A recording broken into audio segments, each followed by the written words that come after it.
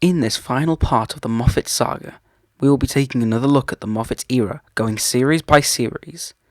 This will be similar to part 1, but going over my opinions of the series as a whole, and covering my favourite and least favourite stories in each one. A big question though, is after my recent rewatch of the Moffat era, have my opinions changed? Are they better? Are they worse? Are they the same? Let's find out. Let's start off with Series 5. Series 5 was such an important series as it needed to prove that Doctor Who could survive a change of showrunner, and it also needed to prove that the show can survive a big change of actor. Of course, we've seen this with Christopher Eccleston's regeneration into David Tennant, but this was bigger. And David Tennant was around for longer, and was more loved by the fandom, really. I would say that this series is quite hit and miss. Some of the episodes are good, some of them are bad, some of them are mediocre. I think the big highlight of the series, though, isn't the stories, but it is the Doctor himself.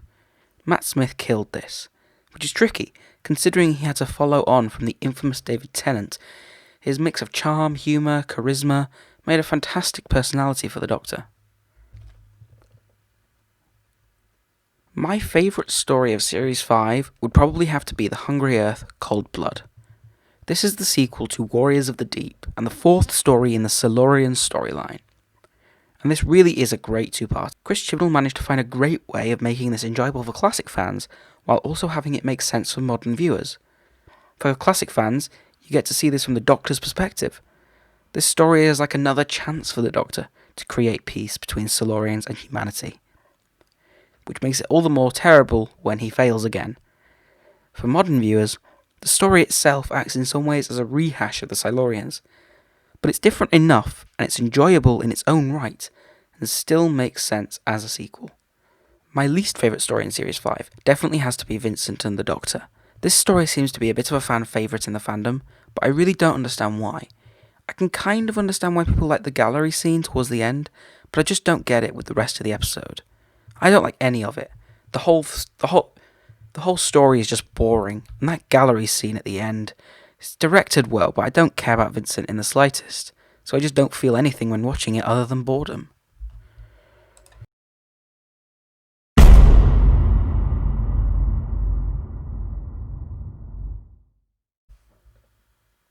Series 6 is one of the most diverse series of Doctor Who.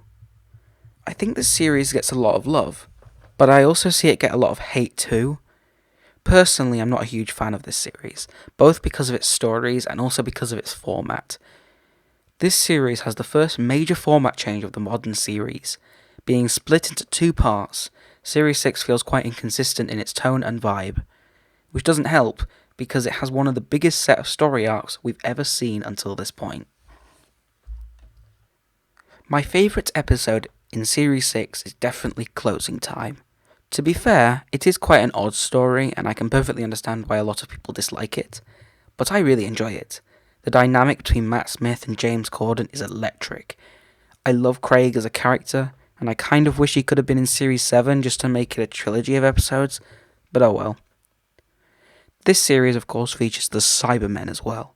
I agree that the Cybermen take a bit of a back seat in this story, in fact, to the point where I call it a story with Cybermen rather than a Cyberman story, but I still love it. My least favourite episode of Series 6 is Let's Kill Hitler. This story is part of the reason why splitting the series into two parts was an awful idea. This series has a big focus on the character of River Song. In the episode A Good Man Goes to War, we find out who River Song really is, but then we have to wait through a few months to get to the next episode, Let's Kill Hitler. Having that gap made the series feel disjointed and really hard to follow. And the problem is, this isn't the only series to be split into two parts. For some reason, they decided to also split Series 7 into two parts too. It's done very differently here though. Oddly, Series 7 is easier to follow than Series 6, but feels more disjointed. In fact, it feels like two completely different mini-series rather than two halves of one series. Series 7A consists of one special and 5 episodes. It sees the end of Amy and Rory. Series 7B feels like a completely different series altogether, We get introduced to a new companion, Clara Oswin Oswald. There's a new title sequence, a new TARDIS, and a whole new vibe to the show. Series 7B consists of 8 episodes and 1 special. That is if you don't include the Day of the Doctor and the time episode of Series 7 is The Name of the Doctor. 3 series in, finally Stephen Moffat has managed to do a fantastic finale and get it right. This episode is dark and full of tension. It's actually a story I used to hate, but I think that was mostly because of the cliffhanger and River Song, to be honest. Part of me does wish they could have found a way of making this a 2-part story, but I don't mind that it isn't. I'm usually more of a fan of longer stories anyway, especially for epic finales, but I don't think it is necessary for a good finale. My least favourite episode would have to be The Angels Take Manhattan. This episode is a complete load of garbage. There is nothing good about it at all. I don't enjoy Matt Smith. He feels off for some reason. I guess if I had to say something good about this, it would be that at least it's Amy's last episode of the show. Thank God for that. Don't think I could have dealt with her any longer.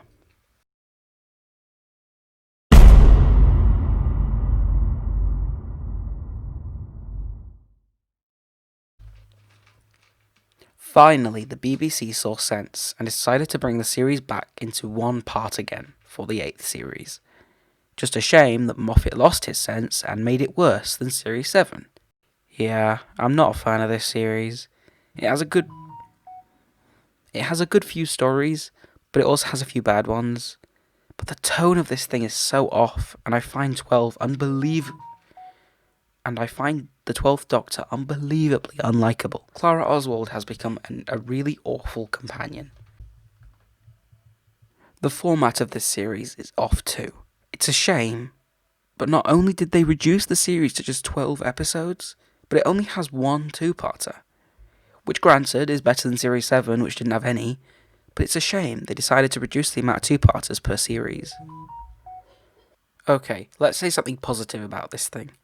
My favourite episode of Series 8 would have to be Flatline. This story is pretty good. In fact, despite the fact that I think Clara is an awful character in this series, she's alright in this episode. She's less annoying and fits the story they're trying to tell. I do think though that it's a shame this isn't a second part of a 2-parter, given that it is written by Jamie Matheson, who wrote the prior episode Mummy on the Orient Express. It's still a great episode regardless though. My least favourite episode of this series definitely has to be Listen. Listen is an extremely bad episode of Doctor Who in my opinion. There's nothing good about it, in the slightest. Usually in a story I can pinpoint something good, whether it's a character or a scene or an idea, but here it's just all bad. Okay.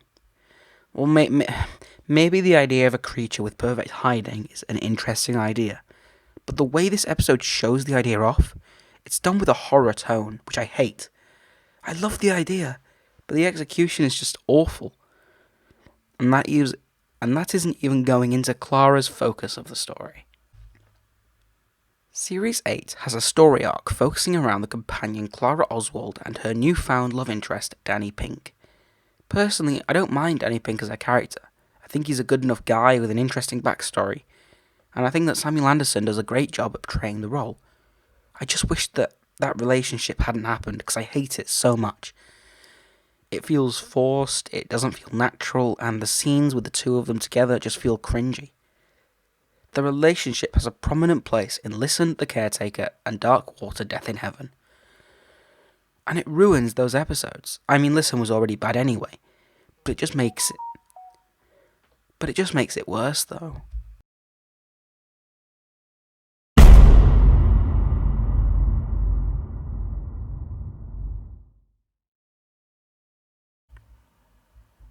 So, it's time to head into Peter Capaldi's second series as the Doctor. After Series 8, people weren't happy with the darker tone and the darker Doctor, so to remedy this, Stephen Moffat decided to make the tone of the show and the Doctor himself more light-hearted. More about having a fun time rather than everything being doom and gloom. This series was an attempt at upping the scale and making everything feel bigger and more epic. We had more 2-parters, more of an intertwining story, the death of Clara Oswald, and the long-awaited return of Gallifrey. For Series 9, it was decided to not only keep the series structure as one part, but also keep it at 12 episodes too.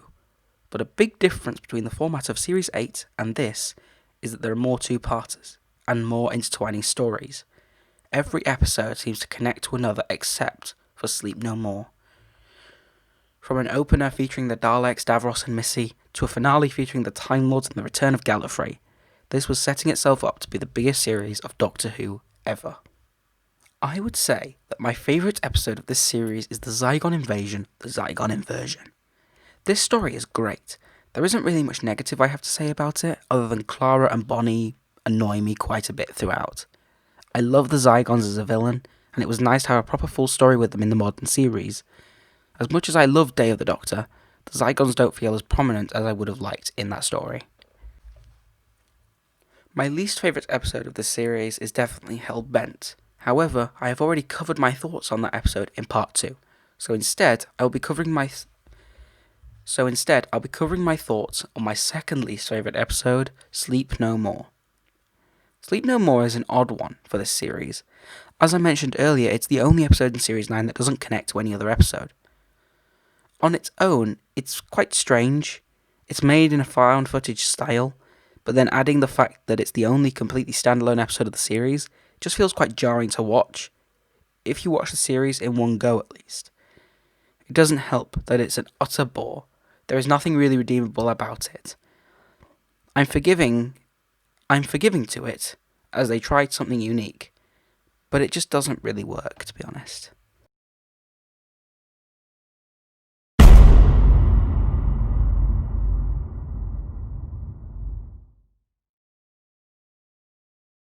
So, we waited 2 years, but finally the 10th series has arrived, and it's Moffat's final series of the show.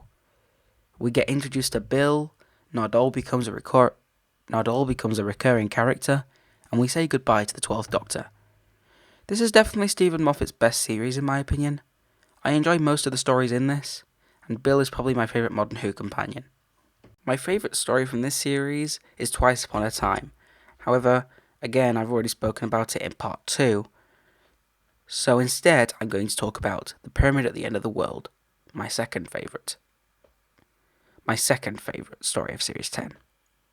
This is the second story in the Monk trilogy. The Doctor's blind, a mysterious pyramid has arrived, and the monks are about to begin their invasion by taking advantage of the Earth at its weakest point. This story is amazing. It's really good. The Doctor in particular is enjoyable a lot here. Even when blind, he can be amazing as long as he's got good writing. My least favourite story of Series 10 is Knock Knock. This is the only story in the series, actually, I would say I hated. This thing is awful. The story is just so uninteresting. The tone and vibe is very horror-esque, and I just hate it. It's really slow, and it's really boring. I like the scene where they're looking for a house, but that's basically it. Beyond that, I'm just waiting for it to be over. And there we have it. We're done. We've covered the Stephen Moffat era from different angles. This video trilogy has been a lot of fun to make, but it's also caused a lot of stress because my laptop lags so much, so the edit took 3 days for each part. But thank you for sticking with it. Thank you for watching, and I hope you enjoyed. If you missed any episodes, there's a link to the playlist in the description and on the end screen. Thank you so much for watching, and I'll see you next time. Goodbye.